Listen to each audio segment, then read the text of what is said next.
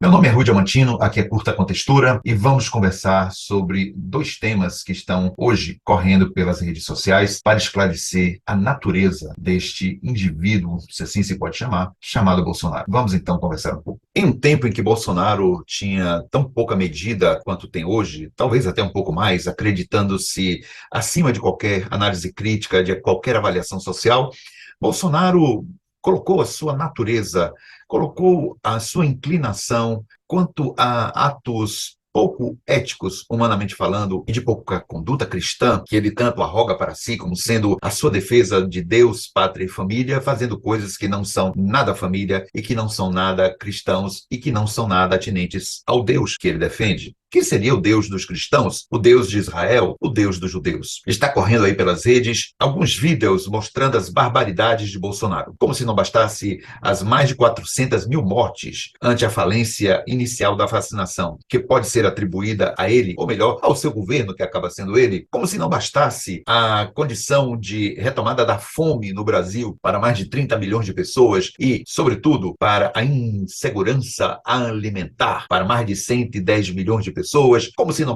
bastasse a destruição da economia, a destruição da educação, todas as formas de destruição do que se pode chamar de cidade, de país, de lugar civilizado no mundo. Bolsonaro mostra a sua natureza em dois trechos que aqui vamos trazer. São trechos de entrevistas, uma feita no Pânico e outra, uma entrevista que ele faz para uma pessoa em particular, em que ele mostra, na base do sorriso e da brincadeira, o que é que está por detrás deste homem que defende Deus, pátria e família. Aliás, um jargão que é do Plínio Salgado, que acompanhava nesta época as ideias do Hitler, tentando trazer o hitlerismo, o nazifascismo para o Brasil, o que quase consegue. Vamos acompanhar então esses dois momentos. O primeiro deles é quando o Bolsonaro revela a sua tendência zoofílica. Ele diz, na falta de mulher. Então, vamos ver esse trecho da entrevista que é realmente, digamos, mais do que repugnante.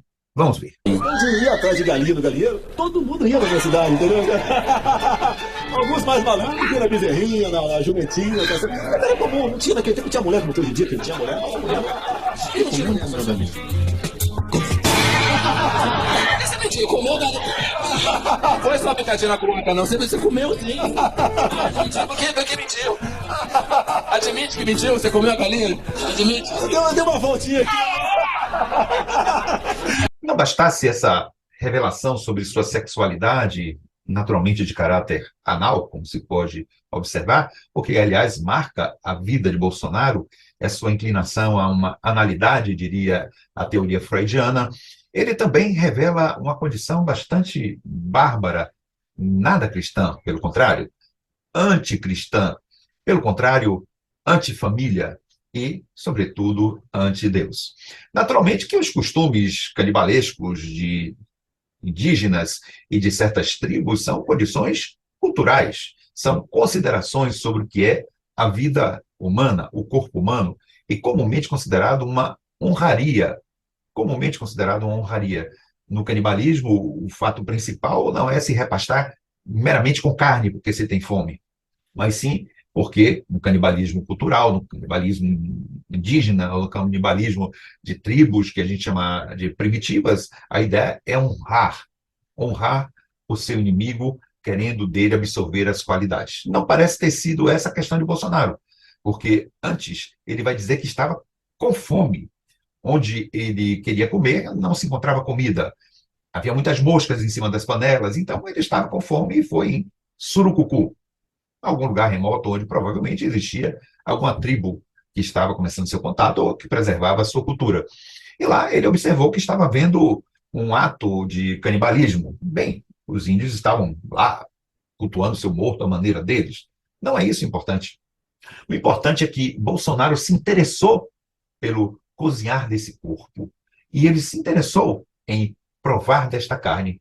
A alegação dele é de que era um costume daquele local, então por que não atender?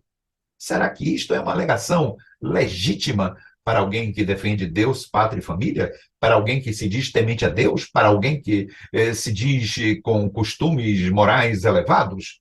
Vamos ver este trecho de vídeo. Não reproduzimos todo, por questões de não se alongar aqui no nosso próprio vídeo, e porque não se faz necessário bastando ver o trecho em que ele próprio fala para testarmos o que aqui estamos comentando e analisando. Vamos ver. Tive isso no concurso certa vez. Eu comecei a ver lá as mulheres índias passando com carregamento de banana nas costas, uma atrás da outra, e o índio passa limpando os dentes com capim. Eu falei, o que está acontecendo? Eu vi muita gente andando, né? Morreu um índio e eles estão cozinhando. Eles cozinham o índio. É a cultura deles. Corpo. Corpo. Bota o corpo. Mas não é para comer, não. É para comer. Cozinha por 2, 3 dias e come com banana. E daí eu queria ver o índio sendo cozinhado. Daí o cara, se for, tem que comer. Eu falei, eu como. Daí a comitiva, ninguém quis ir. Então vamos comigo lá, ninguém quis ir. Daí, claro, como a comitiva não quis ir, porque tinha que comer o índio, eu não queria me levar sozinho lá. Aí não fui. Eu comeria o índio sem problema nenhum. É a cultura deles. E eu me submeti àquilo. Ok? O que se conclui, então, sobre esses dois trechos que mostramos aqui, sobre a conduta de Bolsonaro, suas inclinações? O que podemos concluir é que, nesses dois trechos de vídeos, ele reforça mais do que nunca a sua profunda inclinação à barbárie, que é contrária a tudo isto que ele parece defender: Deus, pátria e família.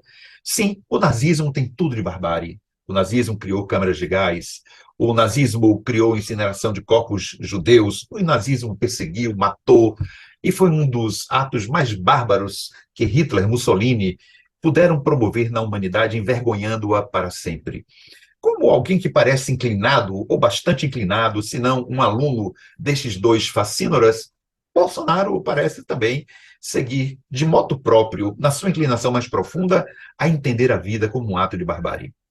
Estão dizendo que o Nordeste é um país à parte, que o Nordeste é uma região dominada por analfabetos, porque está preferindo a civilidade de Luiz Inácio Lula da Silva, votando maciçamente nele no primeiro turno, e que votará também, espera-se, maciçamente, mais maciçamente ainda no segundo turno, para defenestrar este bárbaro, este selvagem da presidência da República, ele que é um despresidente.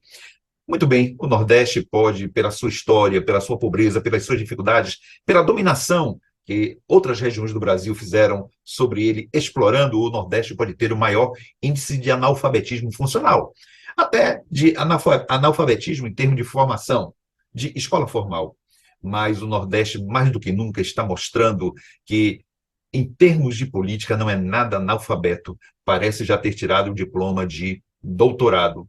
E outras regiões do Brasil não aprendem com a barbárie que parecem mitificar. Lula no segundo turno.